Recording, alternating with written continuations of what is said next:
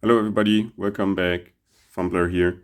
And yeah, today we're gonna have another look at this Burg Wächter Profi 11640. I already featured this in my video number 45, but now I just saw a video from Suspes, and I will link his video up here, where he picks one of these, actually a 11650 or even 60, cannot remember right now. And he takes it apart and he takes out the chambers and the pins, and he found some really interesting pins. So I'm very keen to also take this one apart and to compare his and mine pin works. So yeah, first of all, let's pick it again using this fat pry bar here, SP14. Zoom you in. And yeah, medium hook PN07 from Multipick. And yeah, let's go pick it open first. And once we have that, then we can take out the chambers. So I started from the front.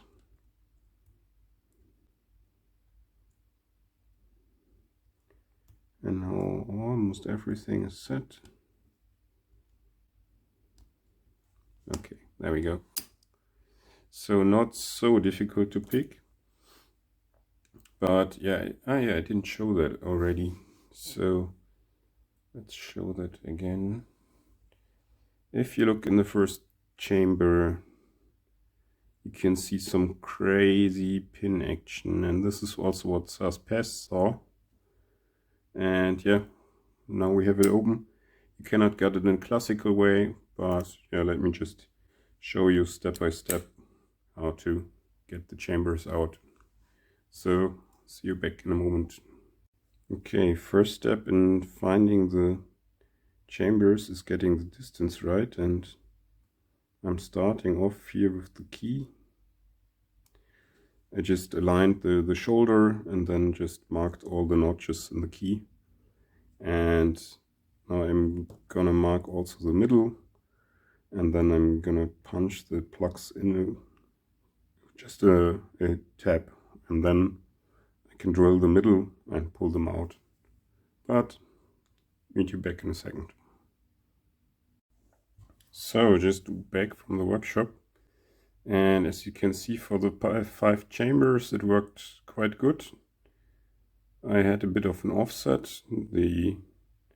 As you can see, the markings are a bit more towards the shackle than they should, but nevertheless I found the 5 chambers, just punching them in slightly. But I also wanted to find the core retaining chamber pin, which should be somewhere here, and I couldn't find it directly. So yeah, I will investigate it further. I found another lock where you can see the chambers basically. And let me grab a pointer and set your focus. And there we can see chamber 1, 2, 3, 4, 5. And this must be the key, the core retaining chamber. So it's in a straight, just like the next chamber.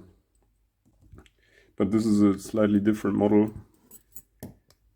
And here, yeah, we will see. I will try to find this, but not sure if I can. See you back in a moment. So here I am back from the workshop, and yeah, all worked out super nice. I got all the plugs out, all the chambers empty, and got the core retaining pin out. And now I can just drop out the core like this. Super easy work and no failures at all. Yeah, okay, I have to come clean. I butchered this lock quite a bit. I'm so sorry for this lock.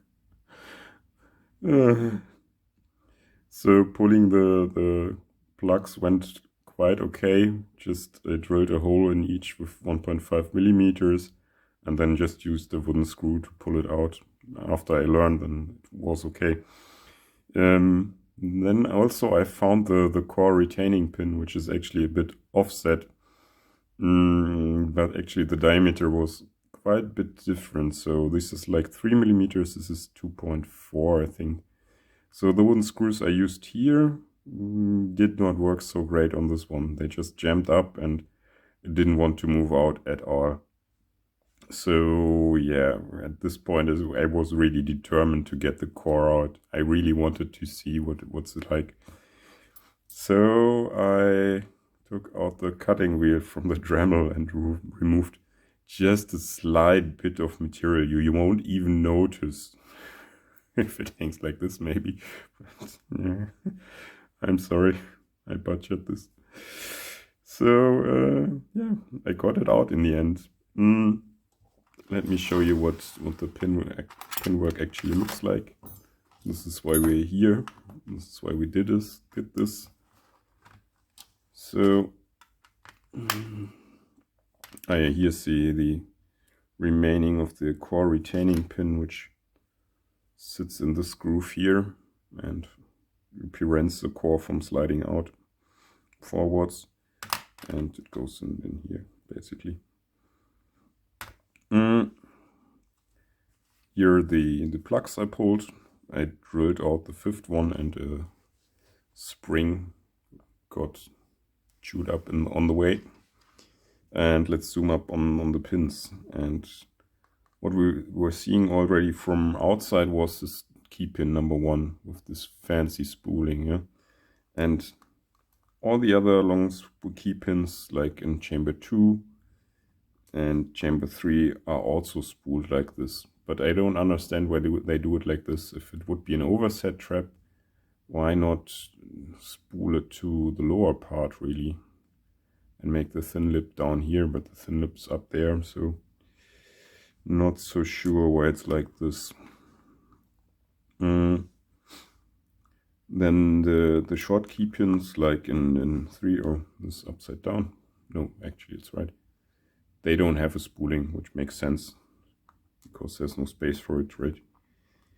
And for the drivers, yeah, all are the same, like these very fun spools and super fun to pick at. And in the large body format, it seems like they put just 2 spools in one chamber, just to have just to fill out the whole way to the plug here, because in Suspect videos, this is 11650 or 60 even. This way from here to the plug is, yeah, just a centimeter larger. No, yeah, 5 millimeters, or depends on the model. I'm not so sure which one he actually had. And they have to fill out this whole way a bit. And what they do, they just drop in another spool, I think. I think that's the whole story why they put 2 spools in there. And just to be sure, I hope he has they use the same core in each model. So this is like 12 millimeters roughly, if you measure it like this. So let's set it to 12 actually. Yeah, roughly 12 millimeters. So if they have the same key and the same core, also the pin effectiveness should be the same. So if they have 2 spools in one chamber and this gives another shear line, that would be bad.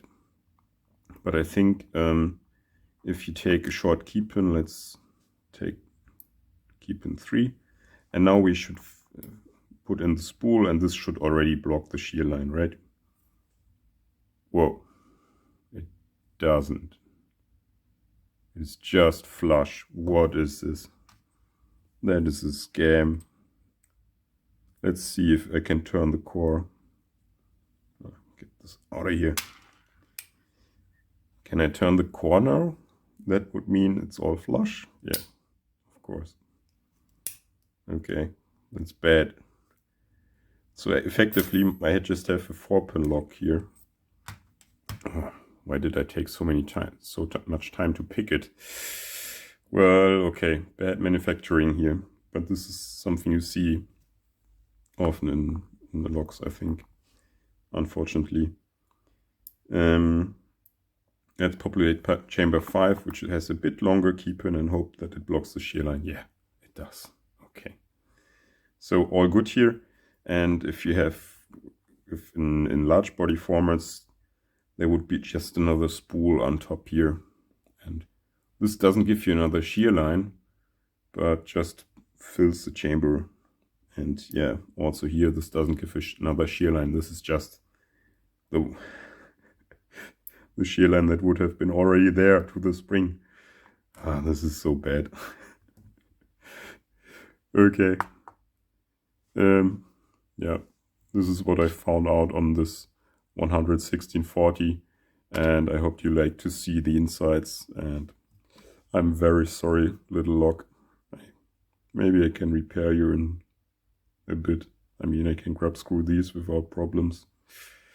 This, we will see. So anyhow, I hope you like this, and thanks for watching. See you in the next video. Bye.